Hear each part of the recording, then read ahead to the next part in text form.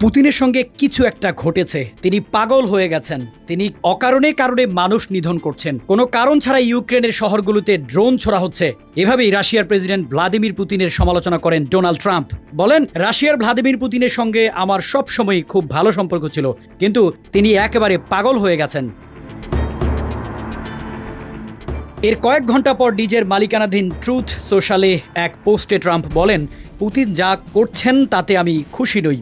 তিনি অনেক মানুষের প্রাণ নিয়েছেন এবং আমি জানি না তার কি হয়েছে। একই সঙ্গে ইউক্রেনের প্রেসিডেন্টের বক্তব্যেরও সমালোচনা করেছেন ট্রাম্প। বলেন, প্রেসিডেন্ট জেলেনস্কি তার দেশের জন্য কোনো উপকার করছেন না। যেভাবে তিনি কথা বলছেন, তার মুখ থেকে যা বেরোয় তা সমস্যার সৃষ্টি করে। আমি এটা পছন্দ করি না এবং এটি বন্ধ করাই ভালো।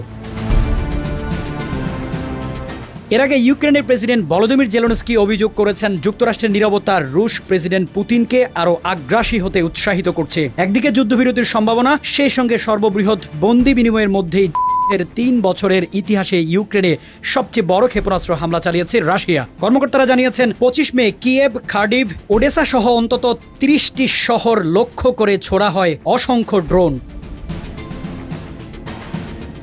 রাশিয়ার দাবি, তারা দোনেৎস্কের পূর্বাঞ্চলের রোমানিভকা গ্রাম দখলে নিয়েছে, যার বিরুদ্ধে আওয়াজ তোলার জন্য যুক্তরাষ্ট্রের প্রতি আহ্বান জানিয়েছেন ইউক্রেনের প্রেসিডেন্ট ভলোদিমির জেলেনস্কি।